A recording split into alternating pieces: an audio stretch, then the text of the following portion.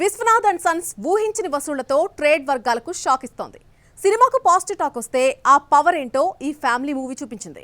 ప్రతి చోట ఫుల్ అయిపోవడం, టికెట్లు దొరకపోవడంతో వీకెండ్లో చాలా చోట్ల స్క్రీన్స్ పెంచేశారు. సూర్య పాత చిత్రాల రికార్డులన్నీ కూడా చెరిగిపోతున్నాయి. 3 రోజుల్లో విశ్వనాథ్ అండ్ సన్స్ ఎంత కలెక్ట్ చేసింది? సినిమా గురించి మాట్లాడుకోవాల్సి వస్తే విశ్వనాథ్ అండ్ సన్స్ టాపిక్ రావాల్సిందే. దర్శకుడు వెంకీ అట్లూరి రాసుకున్న కథకు ఫ్యామిలీ ఆడియన్స్ కనెక్ట్ కావడంతో తెలుగు, తమిళ ఆడియన్స్ బ్రహ్మరథం పడుతున్నారు. ఇక ఓవర్సీస్ లో అయితే సూర్య నటించిన 24 సినిమా రికార్డును బ్రేక్ చేసింది. సూర్య సినిమాలన్నింటిలో 24 1.5 మిలియన్స్ కలెక్షన్స్ తో ఉత్తర అమెరికాలో టాప్ ప్లేస్ లో ఉండగా ఈ వసూళ్లను విశ్వనాథ్ అండ్ సన్స్ 3 రోజుల్లో దాటేసింది. వీకెండ్ వసూళ్లతో దూసుకుపోతున్న Vishwanath and sons Monday exam pass అయింది. వర్కింగ్ డే నాడు కూడా బుకింగ్స్ బాగున్నాయి. దీంతో సినిమాకు లాంగ్ రన్ ఉంటుందని ట్రేడ్ వర్గాలు అభిప్రాయపడుతున్నాయి.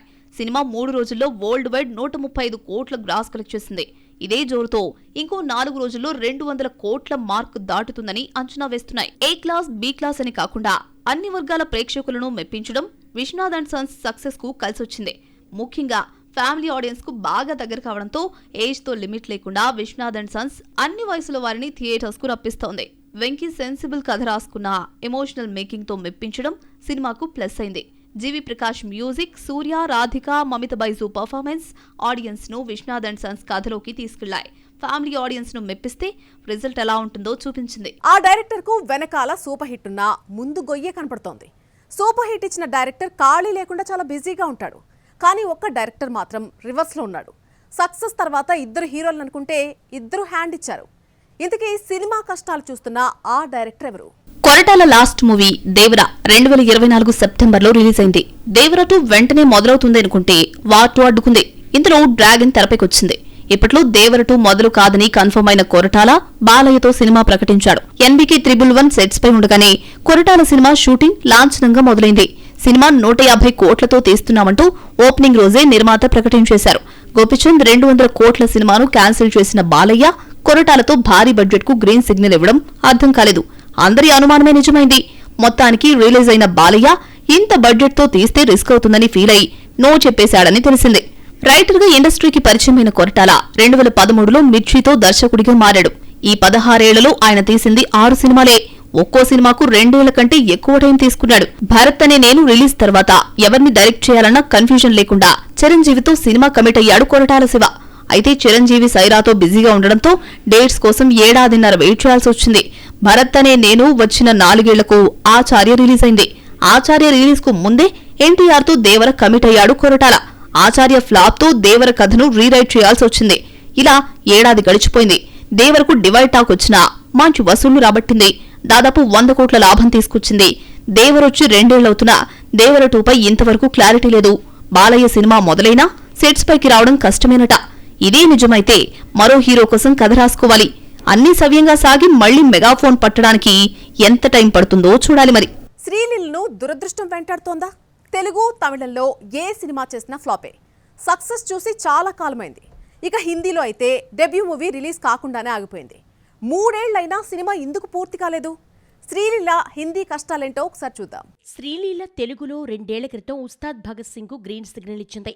ఉస్తాద్ ఫ్లాప్ కావడంతో తెలుగు మేకర్ శ్రీలీలను పక్కన పెట్టేశారు. అసలు శ్రీలీల అనే హీరోయిన్ ఉన్న సంగతిని మర్చిపోయారు. పరాశక్తి మూవీతో తమిళంలో అడుగుపెట్టి శివకార్తికేయన్తో జతకట్టింది. పరాశక్తి ఫ్లాప్ అయినా ఓం చాప్టర్ 1లో ధనుష్ తో జతకట్టే ఛాన్స్ దక్కించుకుంది. ఇందులో సాయి పల్లవి కూడా ఉండడంతో శ్రీలీలది ఇంపార్టెంట్ రోల్ అవునో కాదో తెలియాల్సిందే. శ్రీలీల కెరీర్ హైప్ లో ఉన్నప్పుడే అనురాగ్ బసు మూవీ డైరెక్ట్ చేస్తున్న హిందీ మూవీకి సైన్ చేసి ఆర్యన్ కార్తిక్ తో జతకట్టింది. వీళ్ళిద్దరి మధ్య ఎఫ్ఐఆర్ వార్తలు రావడం తప్ప 3 ఏళ్లైనా సినిమా పూర్తి కాలేదు. శ్రీలీల పార్ట్ షూటింగ్ పూర్తయినా రీషూట్స్ కోసం డేట్స్ అడుగుతున్నారని తెలిసిందే. శ్రీలీల తొలి హిందీ సినిమా కథ హిట్ మూవీ సయారాకు దగ్గరగా ఉండడంతో స్టోరీలో మార్పులు చేశారని, రీషూట్ చేస్తారని తెలిసిందే. ఇలా శ్రీలీల డెబ్యూ మూవీ డైలమాలో పడింది. 3 ఏళ్లుగా పూర్తి కాని లవ్ స్టోరీ థియేటర్స్ లోకొచ్చి హిట్ అయితే గానీ శ్రీలీలకు మరో హిందీ ఆఫర్ రాదు. అప్పటి వరకు తమిళంలో ఉన్న ఏకైక చిత్రంతో సరిపెట్టుకోవాల్సిందే. శ్రీలీలంటే డాన్సులకే పరిమితమైపోతోంది. ఏ రోల్ చేసినా పర్ఫార్మెన్స్ కు స్కోప్ ఉండదు. కెరీర్ కు ఉపయోగపడే మూవీ ఒకటి లేదు.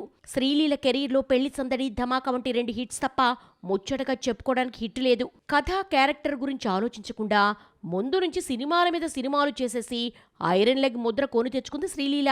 రామాయణం మొదలైనప్పటి నుంచి ప్రతి విషయంలోనూ కాంట్రవర్సీ ఫేస్ చేస్తోంది. ముందుగా సినిమా బడ్జెట్ ఎన్నో అనుమానాలకు తారితీసింది. రామాయణ 2 పార్ట్లుగా రూపొందితే 2 పార్ట్లకు కలిపి 4,000 కోట్ల బడ్జెట్ అయిందని నమిత్ మల్హోత్రా ప్రకటించారు. టాక్సిక్ ప్రమోషన్లో యష్ రామాయణ బడ్జెట్పై క్లారిటీ ఇవ్వాలని చూసినా విమర్శలు మాత్రం తగ్గలేదా? ఇంతకీ బడ్జెట్ గురించి యష్ ఏమన్నాడు? నెటిజన్లు ఏమని రియాక్ట్ అయ్యారు? రామాయణ నుంచి ఏ అప్డేట్ వచ్చినా ఏదో ఒక రకంగా వార్తల్లో కాంట్రవర్సీ కావాల్సిందే. ఏడాది క్రితం ది ఇంట్రొడక్షన్ పేరుతో రిలీజ్ చేసిన 3 నిమిషాల వీడియోని గ్రాఫిక్స్ తో మాయ చేయాలని చూశాడు దర్శకుడు నితీష్ తివారీ. ఇందులో చెప్పాలనుకున్న విషయం పక్కదారి పట్టింది. ఇక రాముడిని పరిచయం చేస్తూ రిలీజ్ చేసిన వీడియోలో ఎలివేషన్ వర్కౌట్ కాలేదు. ఎట్టకేలకి ట్రైలర్ ఓకే అనిపించుకున్న రిలీజ్ డేట్ కాంట్రవర్సీ అయింది. రామాయణ నవంబర్ 6న రిలీజ్ అవుతోందని అనౌన్స్ చేశారు. ఇంతలోనే తూచ్ అంటూ విడుదల తేదీ మార్చేశారు. ఇండియాలో రిలీజ్ కి 12 గంటల ముందే ఓవర్సీస్ లో రిలీజ్ కావడం కామన్. కానీ 2 రోజుల ముందే రావటం ఏంటో అర్థం కావటం లేదు.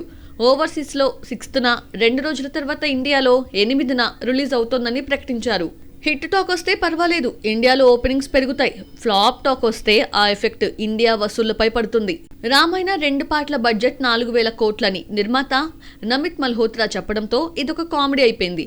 రావణాసుడిగా నటిస్తున్న యష్ మరో నిర్మాతగా వ్యవహరిస్తున్నాడు. సినిమా బడ్జెట్ గురించి మాట్లాడుతూ 2 పార్ట్స్, ప్రపంచవ్యాప్తంగా ప్రమోషన్ ఖర్చంతా కలిపి 4,000 కోట్లని చెప్పాడు.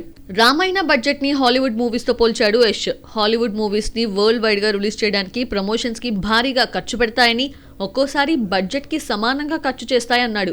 హాలీవుడ్ మూవీస్ మార్కెటింగ్ అంతర్జాతీయ స్థాయిలో ఉంటుందని, ఇదే పద్ధతిని రామాయణ విషయంలోనూ అనుసరిస్తున్నట్టు యష్ వివరించాడు. ఈ లెక్కన 2 పార్ట్స్ బడ్జెట్ 2,000 కోట్లయితే ప్రమోషన్స్ కోసమే 2,000 కోట్లు పెడుతున్నారా అంటూ నెటిజన్లు అడుగుతున్నారు. వరల్డ్ వైడ్ ప్రమోషన్స్ కోసమే 2,000 కోట్ల? రామాయణకు హాలీవుడ్ లో క్రేజ్ తీసుకురావడానికి అంత ఖర్చు పెట్టడం అవసరమా అంటూ ప్రశ్నిస్తున్నారు. ప్రమోషన్లకు దూరంగా ఉండే నయనతార టాక్సిక్ ట్రైలర్ ఈవెంట్ కు ఎందుకొచ్చిందో క్లారిటీ ఇచ్చింది. ఈ ఒక్క ఈవెంట్ లోనే కాదు, టాక్సిక్ ఇంటర్వ్యూస్ లో కూడా పాల్గొంటోందా? టాక్సిక్ అంటే ఆమెకు ఎందుకంత స్పెషల్?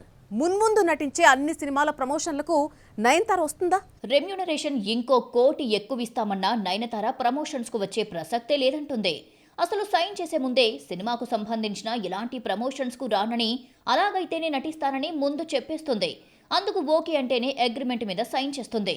ముందు నుంచి ఇదే పద్ధతిలో సినిమాలు చేస్తోంది నయన్. అయితే దిగ్గజ దర్శకుడు బాపు డైరెక్టర్ కావడం, ప్రభుదేవాతో పెళ్లి కోసం సినిమాలు మానేయాలి అనుకోవడం, శ్రీరామరాజ్యం చివరి సినిమా కావడంతో ప్రమోషన్స్ కు వచ్చింది నయన.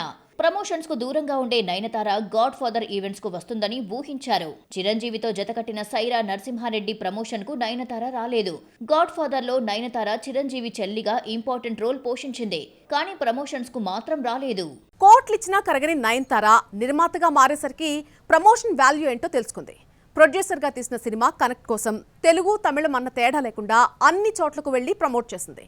సొంత సినిమాకు ఒకలాగా, బయట సినిమాకు ఒకలాగా వ్యవహరించింది అంటూ అప్పట్లో విమర్శలు ఫేస్ చేసింది. బిజినెస్ లోకి అడుగుపెట్టిన నయనతార స్కిన్ కేర్ ఉత్పత్తులను అందుబాటులోకి తీసుకొచ్చింది. బిజినెస్ ఉమెన్ గా బ్రాండ్ ప్రమోషన్స్ లో పాల్గొంటూ వరుస పెట్టి యాడ్స్ లో నటించింది. నయనతార దంపతులు మలేషియా వెళ్లి అక్కడ ప్రెస్ మీట్ లో పాల్గొన్నారు. బిజినెస్ మీద ఉన్న శ్రద్ధ ప్రమోషన్స్ పై లేదని, మీరొక్కోళ్లే కాదు నిర్మాతలు కూడా డబ్బులు పెట్టి బిజినెస్ చేస్తున్నారు అంటూ నెటిజన్లు నయనతారపై మండిపడ్డారు. సొంత సినిమాలకు, ఓన్ ప్రొడక్షన్స్ కు మాత్రమే ప్రమోషన్స్ చేసే నయనతారలో కాస్త మార్పు వచ్చింది. మన శంకర వరప్రసాద్ ప్రమోషనల్ ఈవెంట్స్ లో ఒక్కదానికి రాకపోయినా షూటింగ్ మొదటి రోజు, చివరి రోజు 2 వీడియోలతో ఆకట్టుకుంది.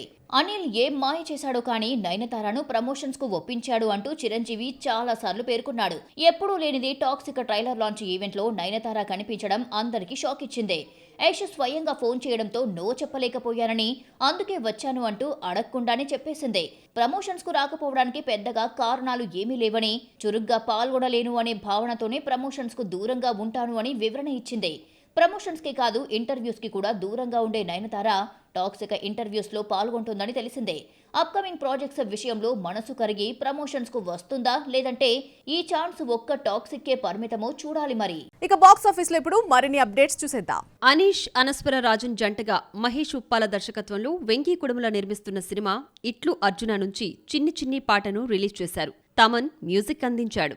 విజయ్ చివరి సినిమా జననాయగన్ ఓటీటీలోకొచ్చేస్తోంది. ఆగస్టు 21న జీ5 వేదికగా తమిళ్తో పాటు తెలుగు, హిందీ, మలయాళం, కన్నడ భాషల్లో స్ట్రీమింగ్ కానుంది. రాజేష్ నాయుడు దర్శకత్వంలో బిచ్చు నాయక్ నిర్మిస్తున్న 2K లవర్స్ షూటింగ్ పూజా కార్యక్రమంతో మొదలైంది. ముహూర్తపు సన్నివేశానికి విఎన్ ఆదిత్య క్లాప్ ఇవ్వగా మణిశర్మ గౌరవ దర్శకత్వం వహించాడు. తనికెళ్ల భరణి స్క్రిప్ట్ అందించారు.